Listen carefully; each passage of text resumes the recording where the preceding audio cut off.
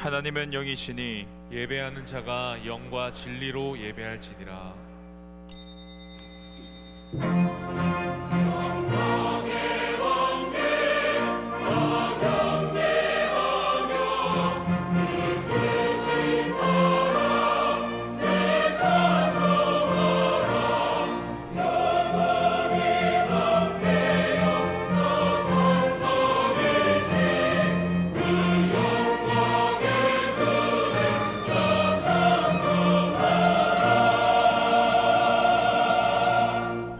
사랑과 은혜가 풍성하신 아버지 하나님, 주님의 거룩한 백성들이 이 전에 모였습니다. 예배를 통해 하나님의 은혜가 우리 마음 가운데 충만하게 하옵소서. 예수님의 이름으로 기도드립니다. 아멘. 찬송 25장 1절입니다.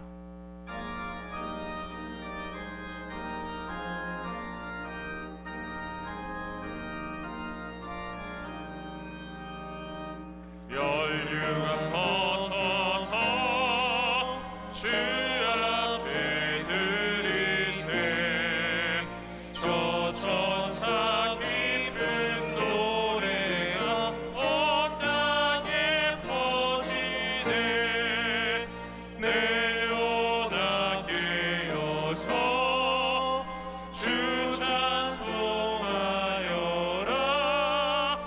온 백성 죄를 속하신 만왕의 왕일세. 아멘.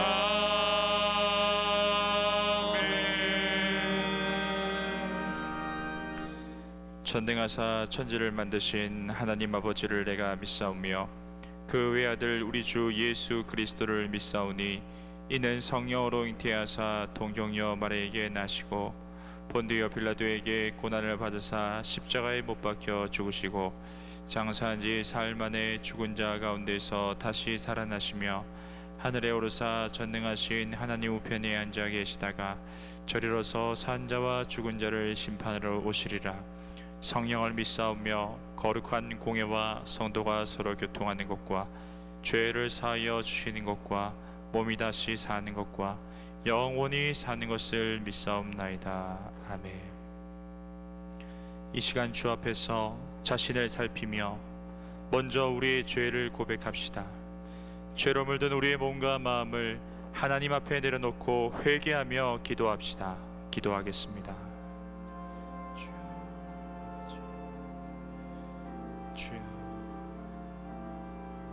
주님,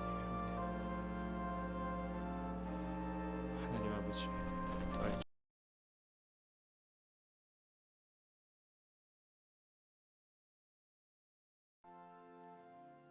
아버지 함께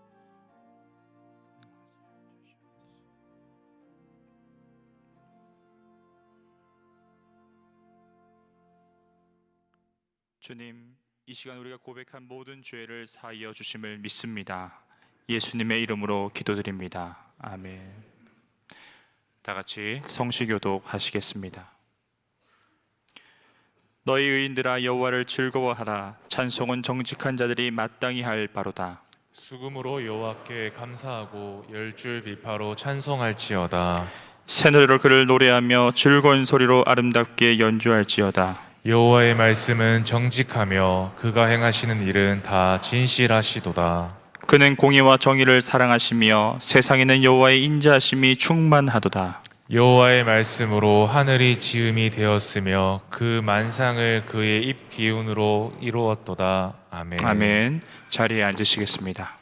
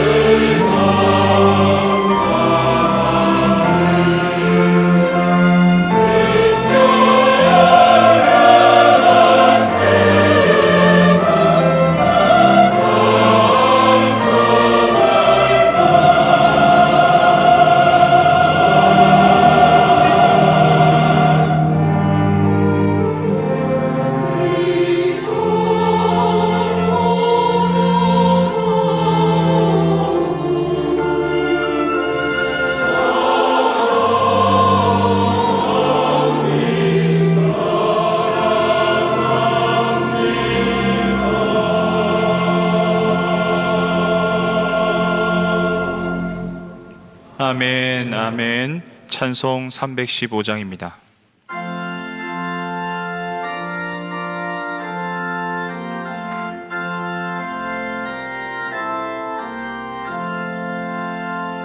내 주 대신 주를 참 사랑하고 곧 그에게 죄를 다고 합니다. 그는 은혜를 주신 내 예수시니 이전보다 더욱 사랑합니다. 주 날 사랑하사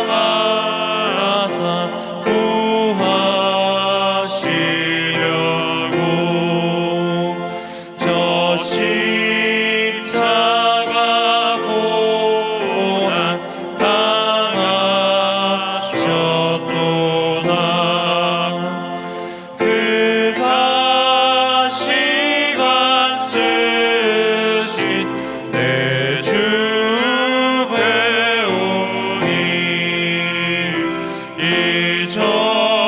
이전보다 더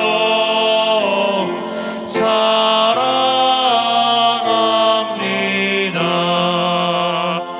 내 평생에 힘쓴 그 큰 의무는 주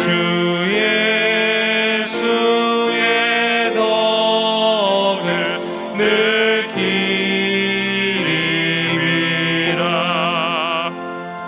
숨질 때에까지 내 할 말씀은 이전보다 더욱 사랑합니다.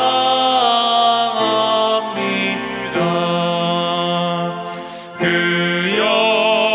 영광의 나라 나 들어가서 그 풍성한 은혜 늘 감사하리.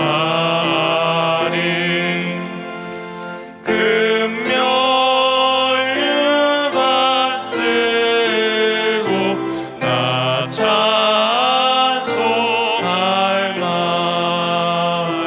이전보다 더욱 사랑합니다.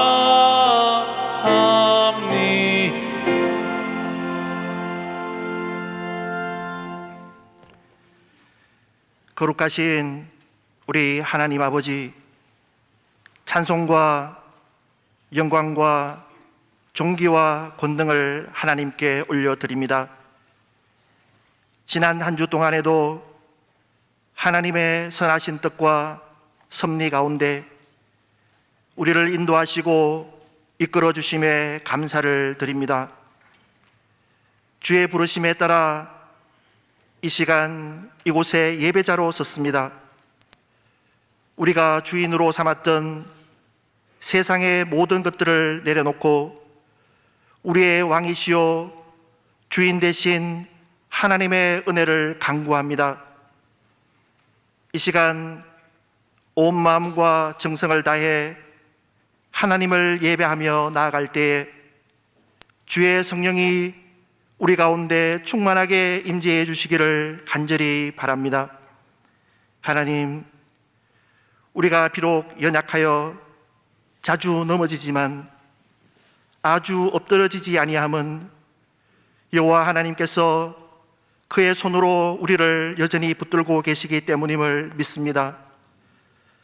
어제 또 실수하고 오늘 또 넘어지는 인생이지만 낭망하지 않고 주님께로 나아왔습니다. 십자가의 보혈로 우리를 정결케 하여 주시고 주의 손으로 우리를 다시 일으켜 주실 줄 믿습니다. 하나님, 성도들 가운데 삶의 공고함에 놓여 있는 자들이 있습니다.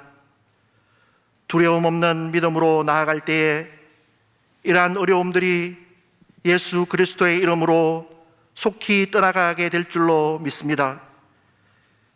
인생의 무거운 죄짐을 지고 허덕이는 초라한 인생이 아니라 예수 그리스도를 믿는 믿음으로 자유함과 기쁨과 평강을 얻을 수 있도록 축복하여 주시옵소서.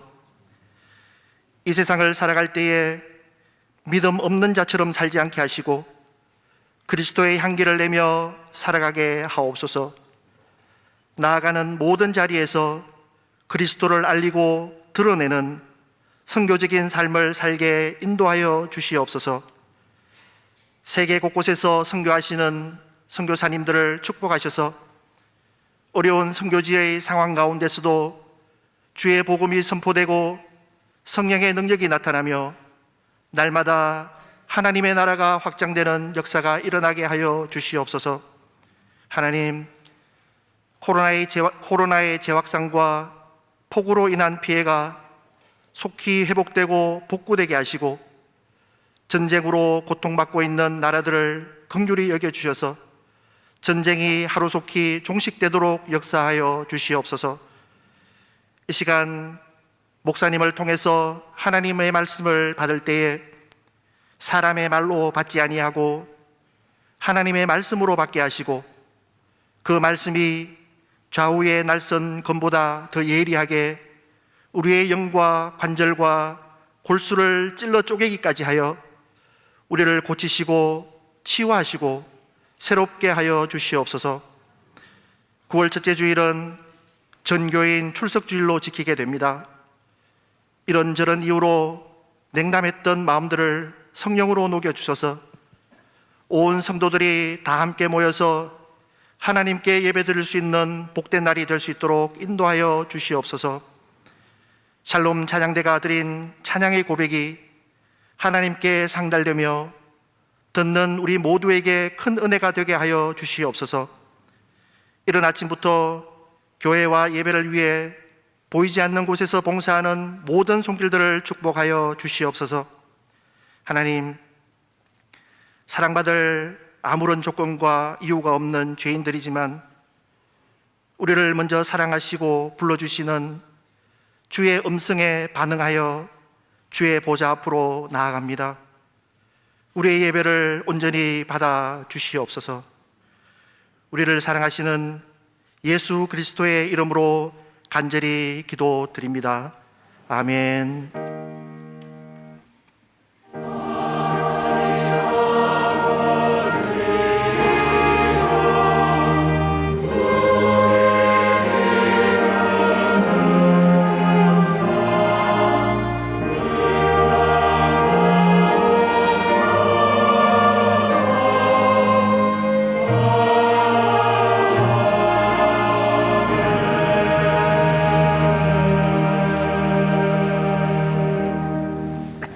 다 같이 준비하신 예물 드리겠습니다.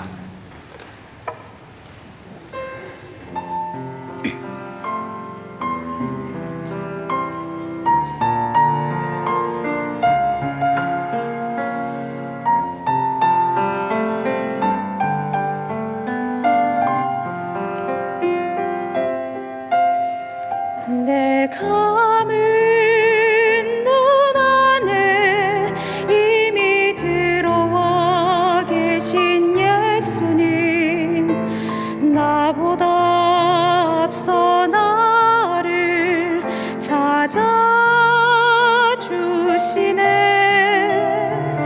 내 뻗은 두 손 위로 자비하심을 내어주시니 언제나 먼저 나를 위로하시네.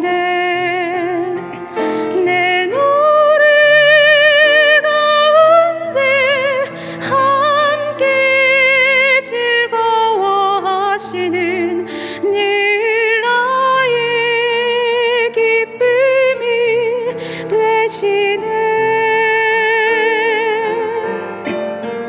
수많은 사람 중에 나를 택해 잡으시고 눈물 거두어 빗살가루 채우시니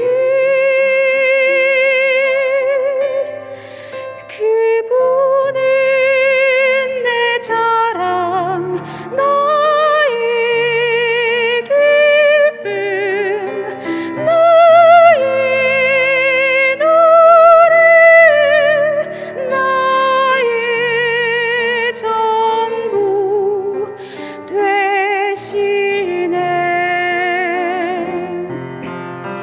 그분은 내 자랑 나의 기쁨 나의 노래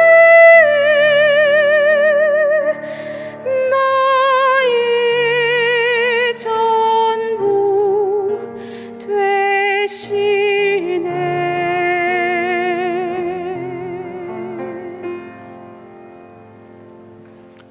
아멘, 아멘. 다 같이 봉헌하시겠습니다.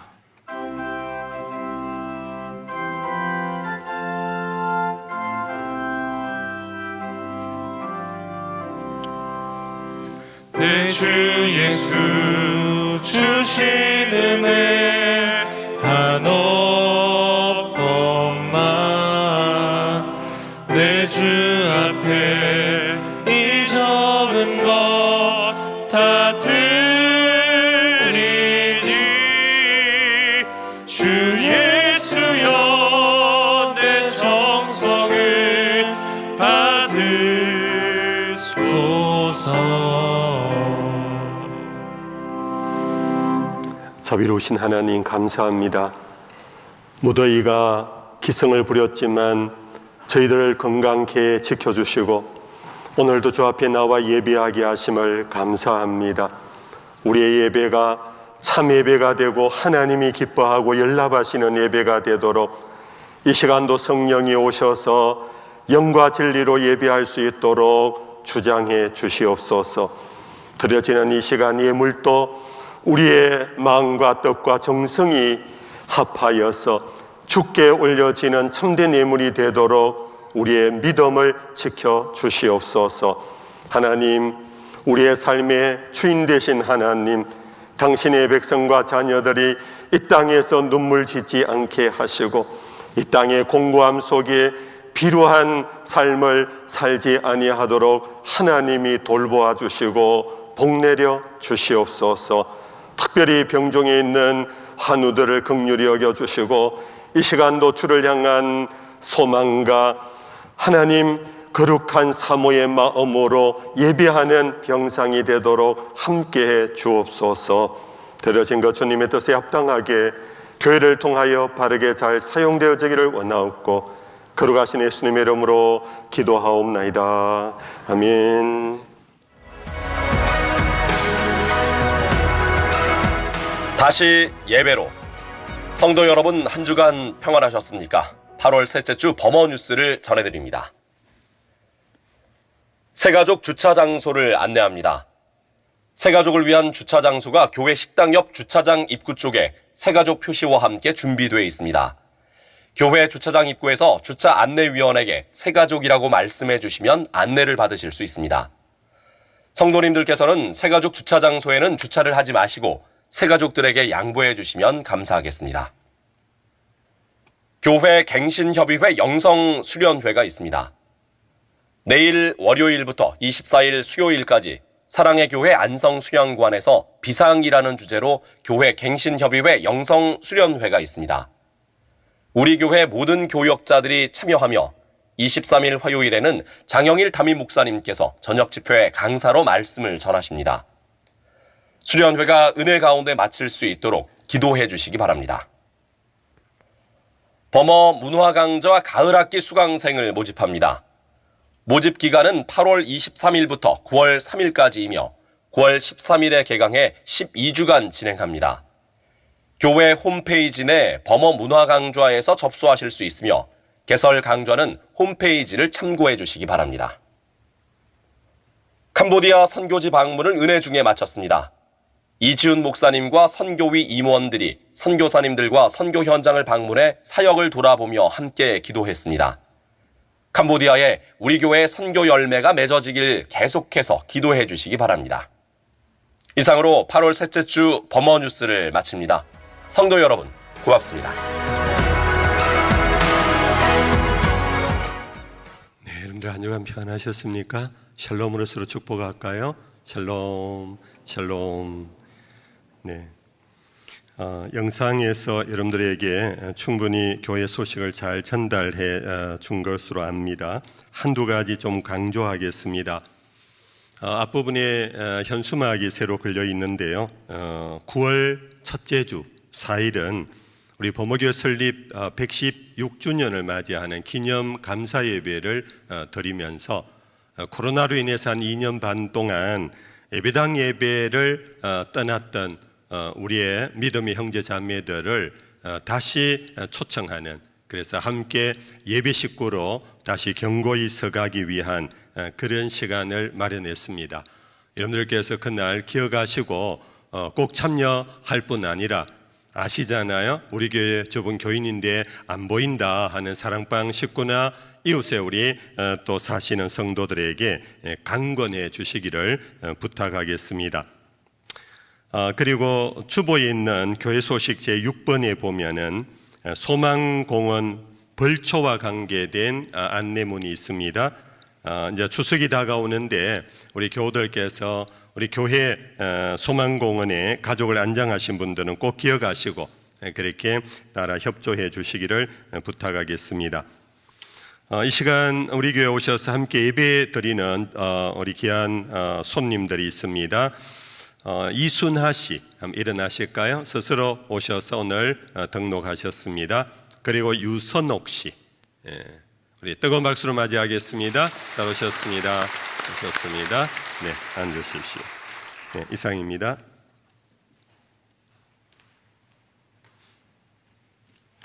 오늘 우리에게 주시는 하나님의 말씀은 요한일서 4장 7절에서 13절까지의 말씀입니다. 신약성경 392면입니다. 사랑하는 자들아, 우리가 서로 사랑하자. 사랑은 하나님께 속한 것이니 사랑하는 자마다 하나님으로부터 나서 하나님을 알고, 사랑하지 아니한 자는 하나님을 알지 못하나니 이는 하나님은 사랑이심이라. 하나님의 사랑이 우리에게 이렇게 나타낸 바 되었으니 하나님이 자기의 독생자를 세상에 보내심은 그로 말미암아 우리를 살리려 하심이라. 사랑은 여기 있으니 우리가 하나님을 사랑한 것이 아니요 하나님이 우리를 사랑하사 우리 죄를 속하기 위하여 화목제물로 그 아들을 보내셨음이라. 사랑하는 자들아, 하나님이 이같이 우리를 사랑하셨은즉 우리도 서로 사랑하는 것이 마땅하도다. 어느 때나 하나님을 본 사람이 없으되 만일 우리가 서로 사랑하면 하나님이 우리 안에 거하시고 그의 사랑이 우리 안에 온전히 이루어지느니라. 그의 성령을 우리에게 주심으로 우리가 그 안에 거하고 그가 우리 안에 거하시는 줄을 아느니라. 아멘.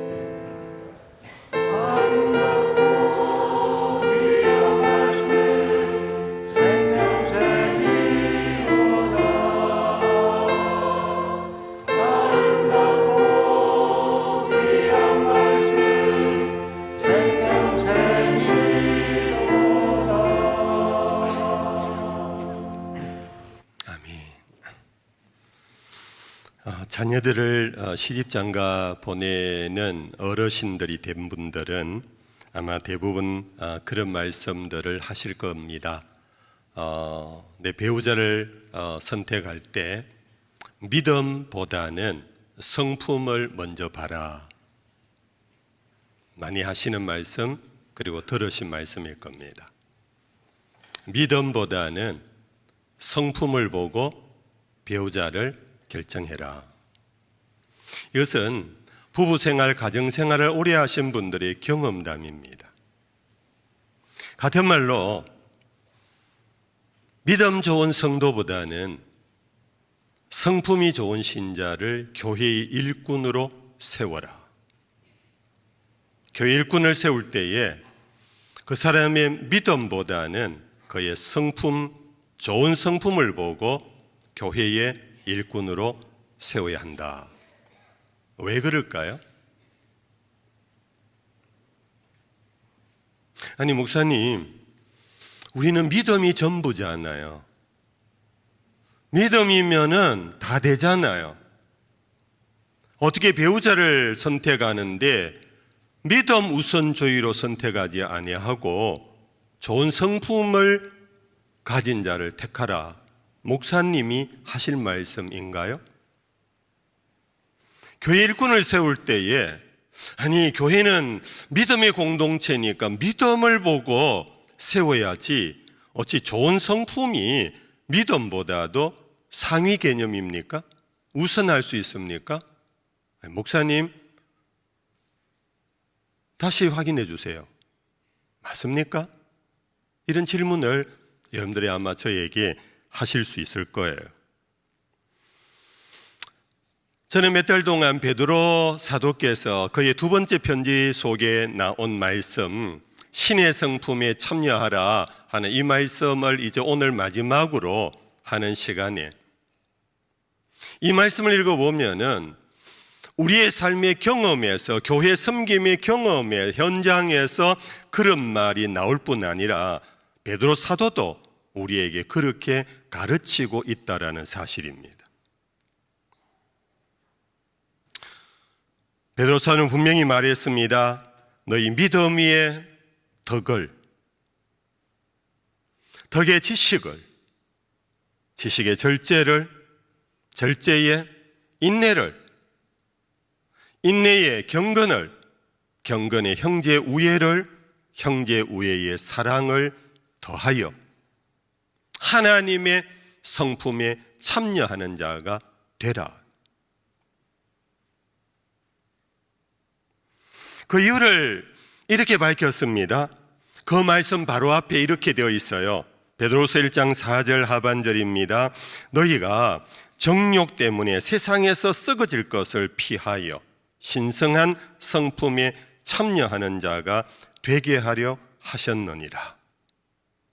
신성한 성품이 왜 필요한가 하면은 세상에서 썩어질 것을 피하려면은 이 신의 성품, 하나님의 성품을 너희들은 배양시켜 가야 한다.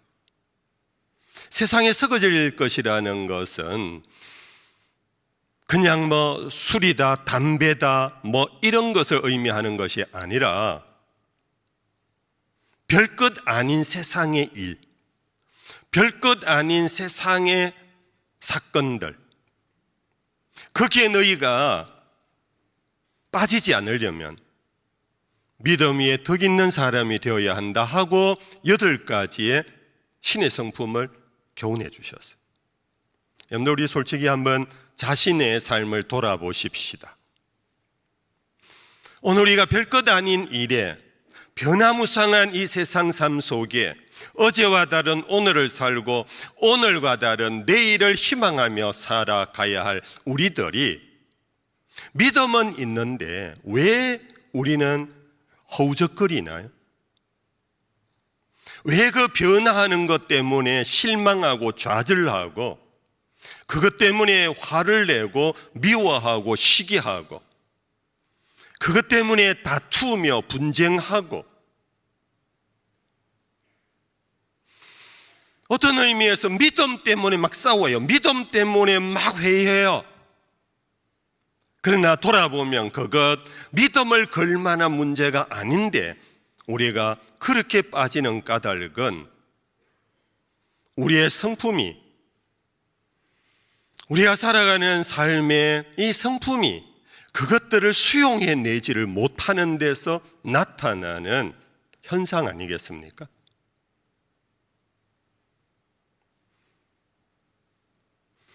가정의 부부가 왜 싸웁니까? 왜 우리는 형제간에 싸웁니까? 왜 교회 성도들이 시기하고 미워하고 다툽니까? 믿음이 없어서입니까? 어떤 일을 당했습니다. 어떤 문제가 생겼습니다. 나도 모르게 그것이 전부인 것처럼 순간에 생각하면서 자기 인격을 막 몰입해 버립니다. 왜 인격을 몰입한다고 표현하느냐 하면은 그것이 견고하지 못하고 풍성하지 못하고 성숙하지 못하기 때문에 어느 하나에 몰입해 버리는 거예요. 그래서 우리는 상처를 입고 시험을 받고 그로 인해서 우리는 마음속에 방황하고 회의하면서 오늘 우리는 이 세상을 그리스도인답게 살지 못하는,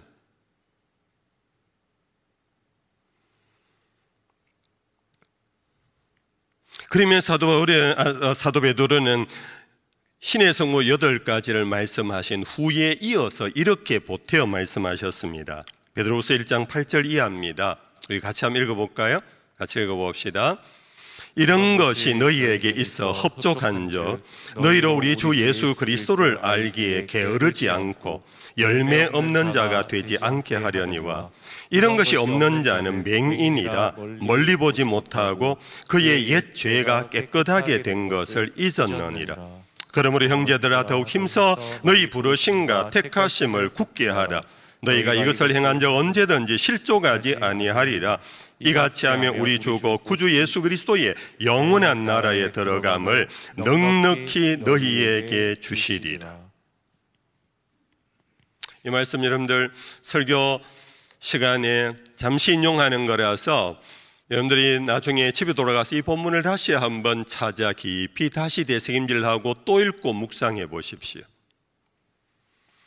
이런 것이 너희에게 있어 흡족한즉 신의 성품 주님 안에서 믿음 위의 덕을 덕에 지식을 지식의 열쇠를 이와 같은 성품의 고양함, 이것이 너희에게 흡족할 때에 주 예수 그리스도를 온전히 아는 것이고 열매를 맺게 되는데, 이런 것이 없는 자는 맹인이랍니다. 멀리 보지 못하고 다 보았다 하는데 자기 코밑밖에 보지를 못해요. 멀리 보지를 못해요. 오늘밖에 못 봐요. 내일에 대한 주님의 희망의 복음 소리를 듣지도 못하고 다가오는 마라나타의 주님의 발자국을 보지를 못한 채 오늘에 그냥 빠져 살아버려요. 그러면서 베드로는 말합니다. 그러므로 형제들아 더욱 힘써 너희 부르심과 택하심을 굳게 하라. 여러분들 믿음이 있어도요 부르심과 택하심이 막 흔들리는 경우가 많잖아요. 나 정말 이거 이 길 가야 하는 건 맞아? 이거 내 사명 맞아? 믿는다고 하면서 그때는 막 뜨겁게 내가 헌신하고 막 내가 미션이다 그러면서 내 사명이다 그랬는데 우리가 그것이 막 흔들릴 때가 많잖아요. 그것이 믿음이 흔들리는 것이 아니라 믿음 위에 이와 같은 신의 성품이 흡족하지 아니하므로 베드로는 분명히 말했습니다. 너희가 이것을 행한 적 언제든지 실족하지 아니하리라. 이러한 신의 성품이 고양되어 가지 않으면 너희들은 넘어진다, 실족한다, 자빠지고 쓰러진다, 방황한다, 상처 입고 나 이제 신앙생활 못하겠어, 교회생활 못하겠어 라고 포기해버린다. 그러나 이같이 하면 우리 주 곧 구주 예수 그리스도의 영원한 나라에 들어감을 넉넉히 너희에게 주시리라. 예측에 부흥회할 할 때 부흥사님들이 이런 얘기 많이 했습니다. 여러분들 천국 갈 때 개털모자 쓰고 천국 문 곁에서 문지기로 있겠습니까? 예수님 옆에서 생명의 멸류관 누리고 정말로 그렇게 사시겠습니까? 그러면서 천국 안에 가서도 그런 뭔가 차별이 있는 것처럼 말씀하시며 믿음을 굉장히 강조하셨어요. 근데 그 예화에 적합한 것은 믿음을 강조하기보단 베드로 사도는 말하기를 이같이 하면 믿음 위에 덕 있는 믿음을 세우십시오. 그것이 고상한 지식이 있는 믿음으로 성화시키십시오. 그것이 절제하는 미덕이 있게 하십시오. 등등 이와 같이 당신들이 믿음이 성장하고 그리스도의 장성한 분량까지 자라갈 때 너희들은 하나님의 영원한 나라에 들어감을 넉넉히 너희에게 주실 것이다.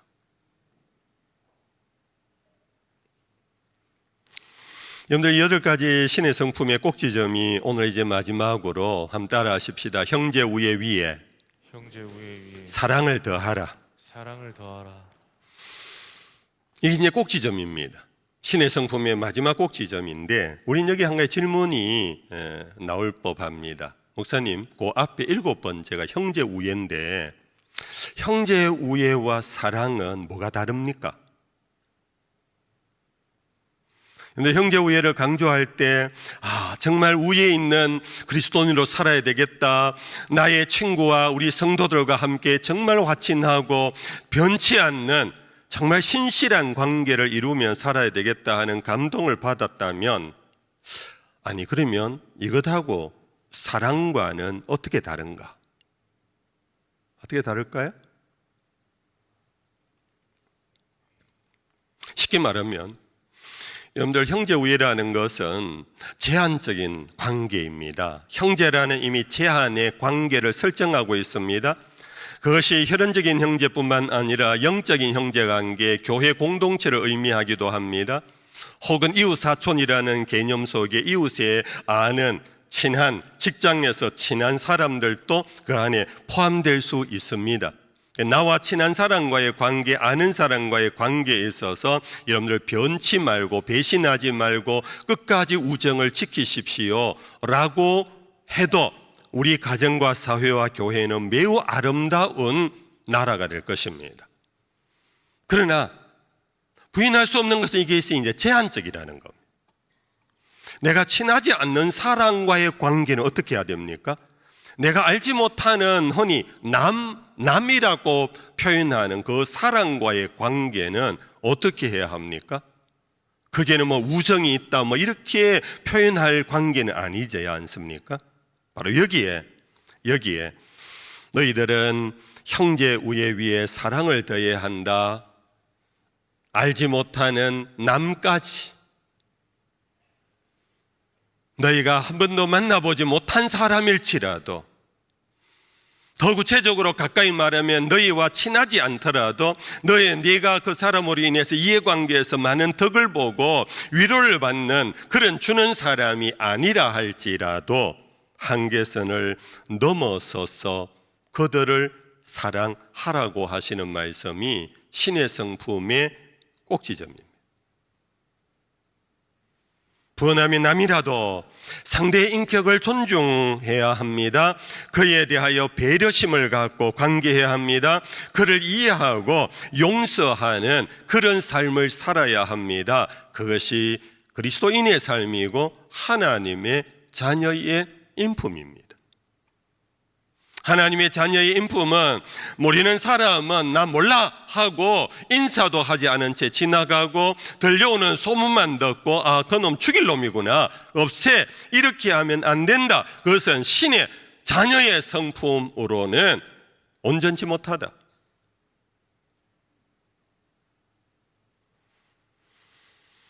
우리는 교회 안에 성도들과 우정이 있는 삶을 아름답게 살아가야 합니다. 신뢰를 끝까지 지켜가야 합니다.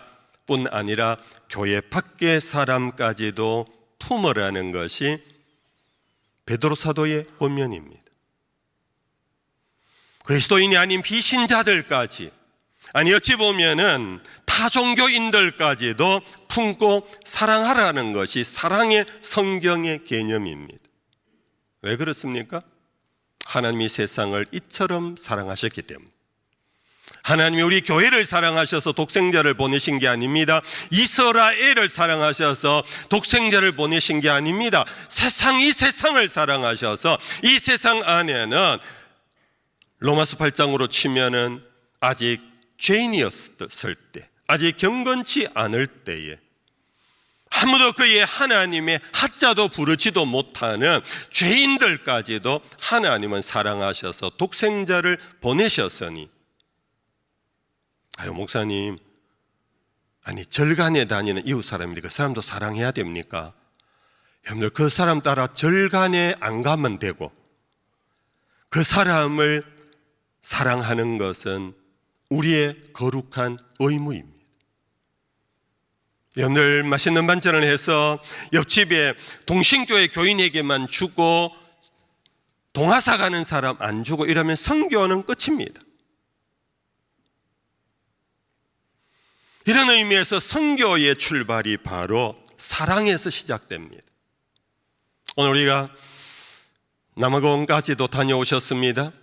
지난 주간에 캄보디아까지도 다녀왔습니다. 실제적으로 그분들 우리가 모르는 사람들입니다. 그분들은 언어도 다르고 문화도 다르고 아무것도 모릅니다. 이해관계가 없습니다. 그럼에도 불구하고 우리는 그들에게 선교사를 파송하고 그들을 위하여 지원하고 있습니다. 한 번씩 탐방을 가서 위로를 하고 있습니다. 우리 의사, 임용사, 봉사자들에 가서 의료 봉사까지 합니다. 왜 합니까? 그들 잘 알았어요? 우리의 형제이기 때문입니까? 이런 의미에서 사랑이라는 것은 제한이 없고 한계가 없는, 선이 없는, 하나님이 세상을 이처럼 사랑하신 것처럼 우리도, 예수님은 말씀하셨습니다. 원수까지도 사랑하라고까지 하신, 이것이 성경의 사랑입니다.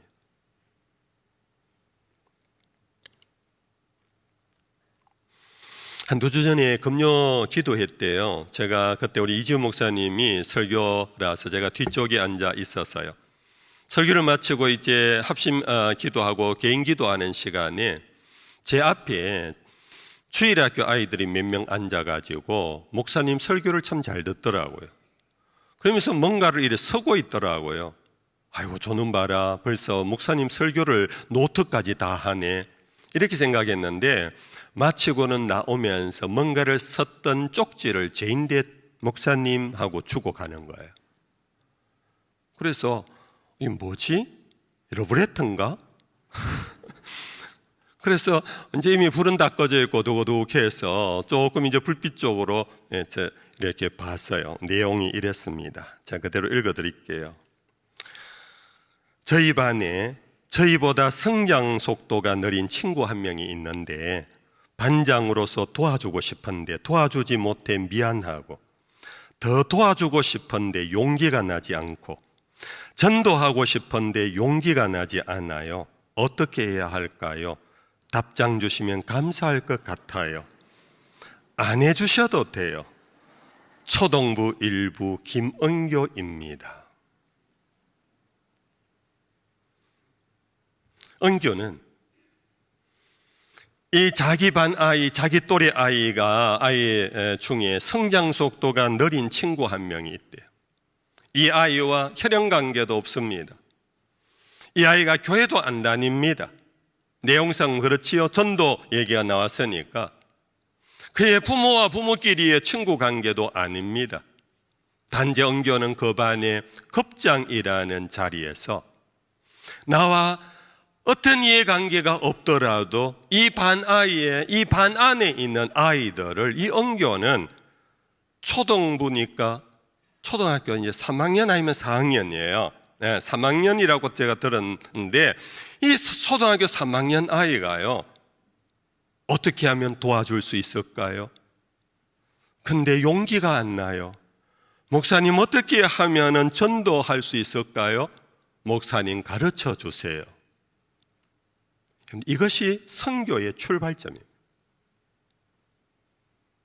나와 상관없는 사람, 나와 이해관계가 없는 사람, 나에게 잘해주고 나에게 뭔가 선물을 주는 사람과의 우정이 아니라 아무 관계가 없고 어찌 보면은 이 부담스러운 짐이 되는 거지요.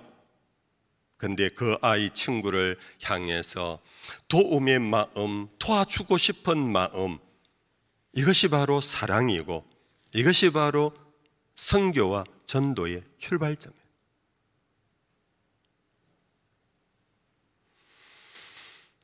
그러나 이런 설교를 준비하면서 제 스스로 참 무거운 마음을 가졌습니다.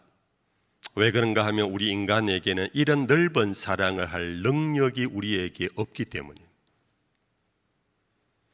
친구와의 우정관계는 해낼 수 있어요. 내 혈연적인 인척은 그래도 돌아볼 수가 있어요. 그래도 교회 안에서 나하고 친한 집사님들하고는 랄랄룰루 하면서 여러분들 밥도 같이 먹을 수 있어요. 그런데 그렇지 않은 사람을 사랑한다라는 것은 힘들어요. 그만한 능력이 우리에게 없어요. 그만큼 우리는 착하지를 못해요, 사실. 그렇지, 여러분들 솔직하게. 우리 그만큼 착하지를 못해요. 그런데 사랑하라고 이러면 우리 모두는 넘어지고 불가능한 것을 시키면 포기해버리잖아요. 그러면 이 설교는 실패, 아예 포기하고 안 들을 거, 이 설교 왜 해?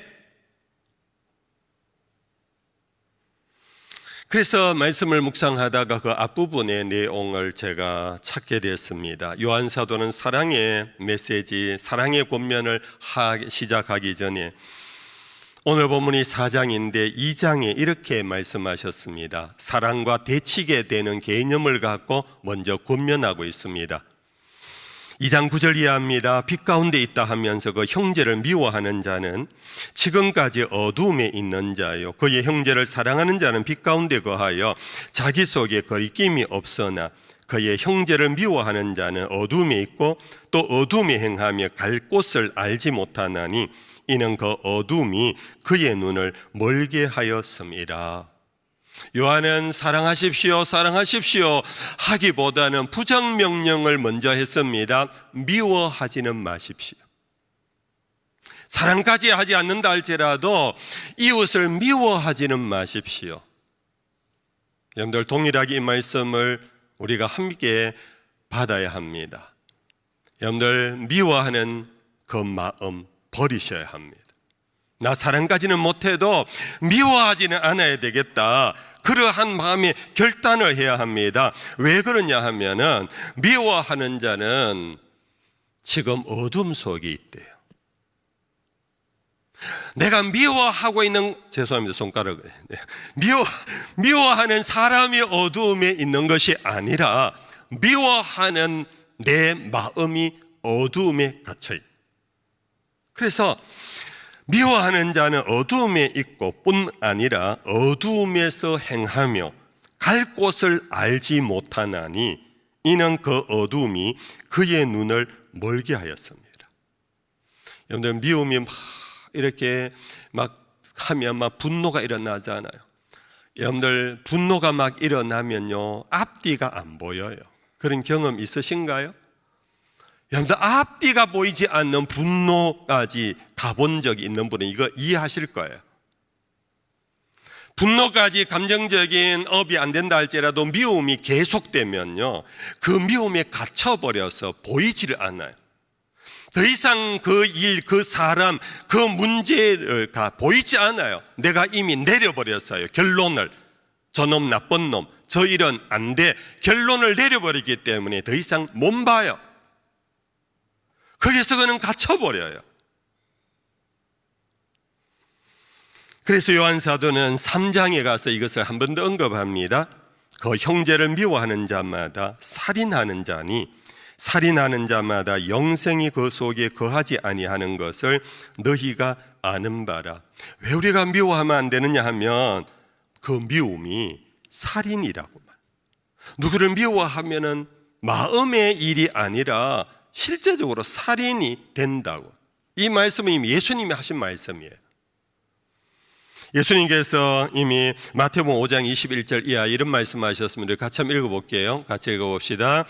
옛사람에게 말한 바 살인하지 말라. 누구든지 살인하면 심판을 받게 되리라 하였다는 것을 너희가 들었으나 나는 너희에게 이르노니 형제에게 노하는 자마다 심판을 받게 되고 형제를 대하여 나가라 하는 자는 공회에 잡혀가게 되고 미련한 놈이라 하는 자는 지옥불에 들어가게 되리라. 여러분들 미움이 노로 발전하게 되면 어떻게 되느냐, 내가 미워하는 그 사람이 심판을 받는 것이 아니고 내가 심판을 받는.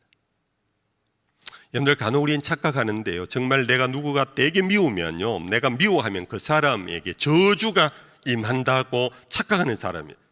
내가 이렇게 미워하면 그 사람 일이 잘 되나 두고 보자.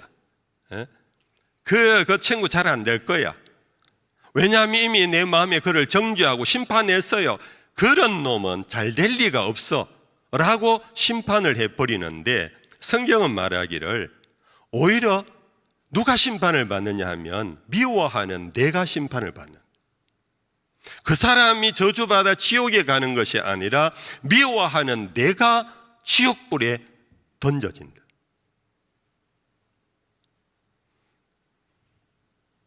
그런데 이 말씀은 곰곰이 생각해 보시고, 이것은 우리의 경험 속에 충분히 이미 경험을 하셨을 건데 이러한 어리석은 일을 반복해 갈 수는 없는 것 아닙니까? 내가 누구를 미워하는데 그 미움이요 자라면요 입맛이 떨어져요. 누구 생각하면 입맛이 뚝 떨어져요.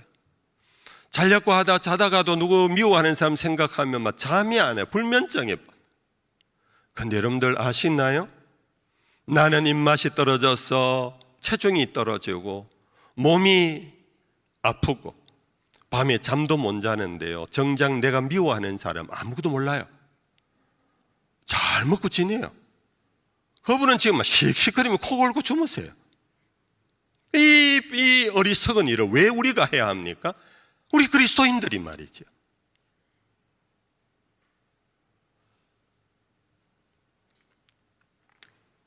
여러분들 특별히 기회 삼아 마지막이라고 생각하고 말씀을 드립니다. 성도들은 목회자를 미워하지 마십시오. 목사가 미워지면요 설교가 귀에 안 들어옵니다. 전혀 안 들어옵니다. 오히려 설교를 들을수록 막 분노가 막 일어날 겁니다. 그 순간 여러분들 그 자리는 예배당이 아니라 지옥과 같대. 막 은혜가 하나도 안 돼요. 그런 경험이 들어있으신가요? 예, 조금만 참으십시오. 얼마 안 있으면 제가 내려가니까. 여러분들 이것은 저를 두고 누워서 침 뱉기식으로 했습니다. 확장하십시오. 여러분들 정말 미움은 자기 영혼과 마음, 자기 신체까지도 병들게 하고 불행에 떨어지게 합니다. 그러므로 누구를 사랑하는 것까지는 못한다 할지라도 누구를 미워하지는 않겠다라는 여러분들 마음의 결단을 하고 여러분들 행동으로 옮기고 마음에서 버려야 합니다. 그래야 삽니다. 아니면은 죽어요. 병들어요. 불행해요.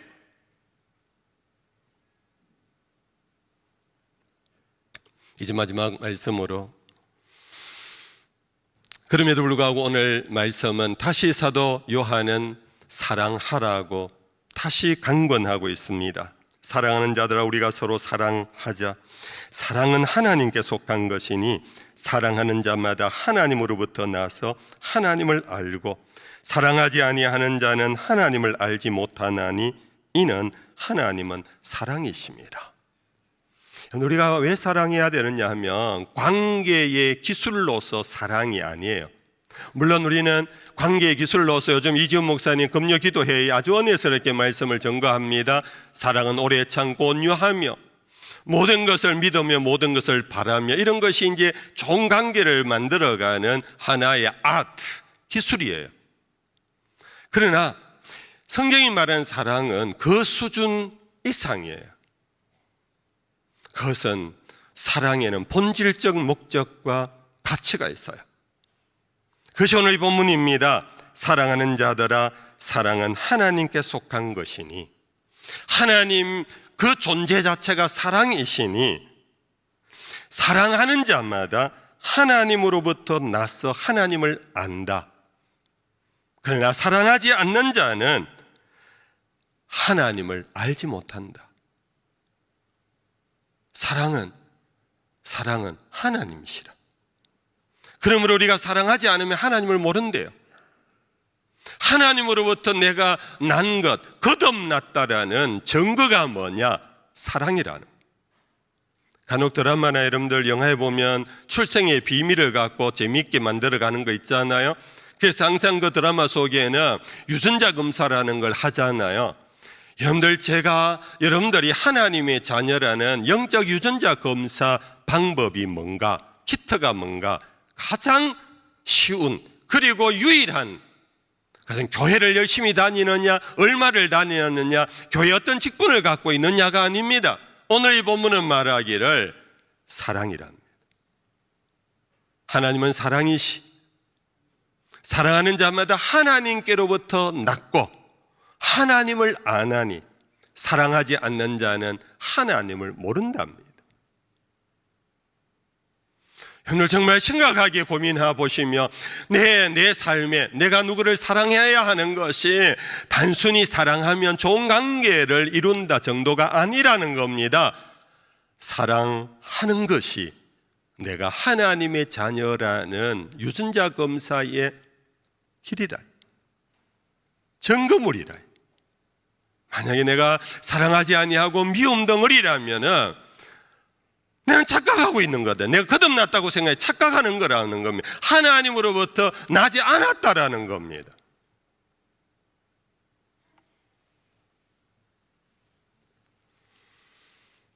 그래도 우리는 목사님, 그래도 사랑이 어려워요. 여기에 하나님이 아시고 예수님이 아시고 내가 너희를 과와 같이 버려두지 아니하고 내가 가는 대신 다른 보혜사를 너희에게 보내리니 그 성령이 너희에게 임할 때까지 이 성을 떠나지 말고 기다리라. 성령이 너희에게 임하시면 너희가 권능을 받는다. 그 권능이 무슨 권능이냐? 예루살렘 사람들은요 갈릴리 사람들을 싫어했어요. 근데 온 유다로 나간대요. 이스라엘 사람들은 사마리아 사람들하고 상종도 안 했대요. 근데 성령이 너에게 임하시면 너희가 권능을 받는데 사마리아까지 간대요. 여러분들 아시는 대로 땅끝은 이방인의 마지막 끝선입니다. 가장 그들의 표현으로 치면 가장 개 같은 이방인들인데 그들에게로 가려면 성령이 너에게 임하기까지 기다리라. 성령이 너에게 임하시면 너희가 권능을 받는다. 무슨 권능일까요? 그들을 사랑할 수 있는 권능입니다. 여러분들 그냥 선물 보따리 들고 가는 게 선교가 아닙니다. 여러분들 그냥 예수 믿으세요 하고 가서 십자가 세우고 예배당 세우는 게 선교가 아닙니다. 물론 그것은 선교의 하나의 도구고 열매입니다. 선교의 핵심은 뭐냐? 그들을 사랑하는 마음입니다. 나와 전혀 다릅니다. 이해관계가 없습니다.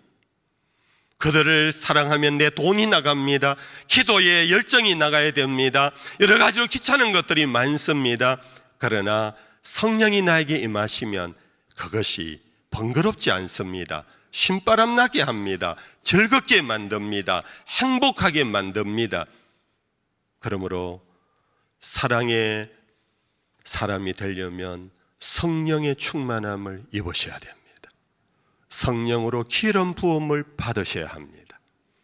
우리 자신은 사랑에 힘이 없습니다. 사랑할 능력이 없습니다. 나 같지 않으면 모두가 틀렸다고 말하면서 나는 미워하고 시기해버립니다. 성령이 우리에게 임하시면 땅끝까지 이르러 예수의 증인이 됩니다. 예수의 증인이란 뭡니까? 사랑의 덩어리가 된다는 겁니다. 주님 오시는 그날까지 우리 범어교회가 신의 성품으로 충만히 그리스도의 장성한 분량까지 성장해서 정말 선교적 삶을 선교적 교회가 되어서 온 세상을 사랑할 수 있는 그런 아름다운 교회가 될 수 있기를 주님의 이름으로 축복합니다. 찬양하십시다. 찬송가 220장입니다. 사랑하는 주님 앞에 형제 자매 한자리에 크신 은혜 생각하며 즐거운 찬송 부르세.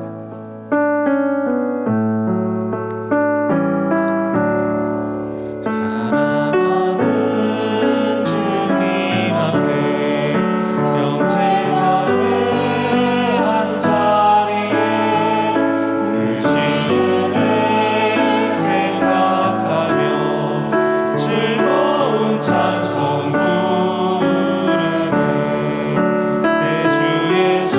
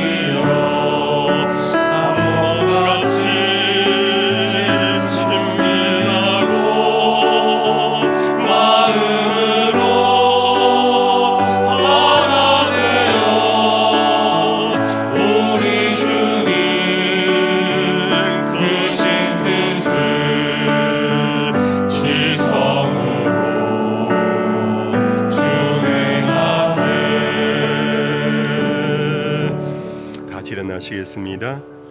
우리 마지막 찬송은 찬송가 463장 신자 되기 원합니다. 진심으로 진심으로. 우리 1절과 2절 사랑하기 원합니다. 진심으로 진심으로.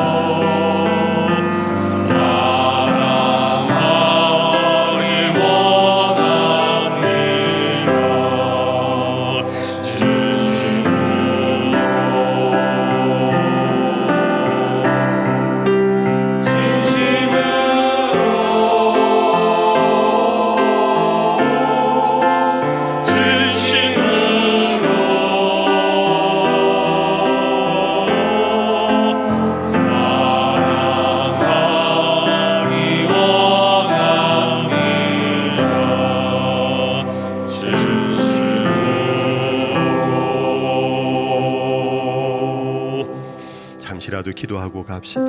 하나님, 그리스도의 장성한 분량이 이르도록 성령을 주셔서 성령의 권능으로 내 품성이 자라가게 해 주옵소서. 사랑의 꼭지점까지 이룰 수 있도록 정말 하나님의 그 사랑을 내 삶 속에서 구현해 갈 수 있는, 그래서 하나님의 자녀라 인정받을 수 있게 해 주시옵소서. 자신을 누구를 한번 기도하고 나아갑시다.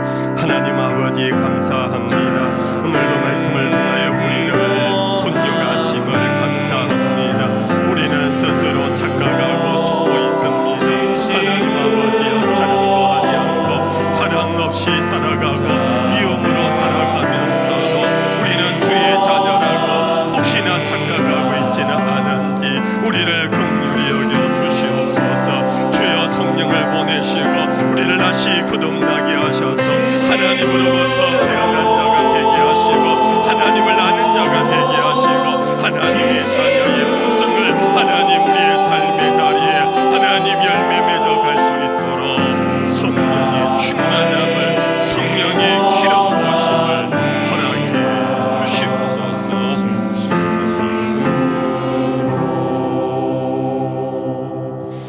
여호와는 내게 복을 주시고 너를 지키시기를 원하며 여호와는 그의 얼굴을 내게 비추사 은혜 베푸시기를 원하며 여호와는 그 얼굴을 내게로 향하여 드사 평강 주시기를 원하노라. 우리 주 되신 예수님 그 크신 은혜와 하나님 아버지의 무궁 변치 않으시는 사랑과 보혜사 성령의 위로 교통 하나 되게 하심이 이 자리에는 모든 예배자들 가운데 항상 함께 있을지어다. 아멘.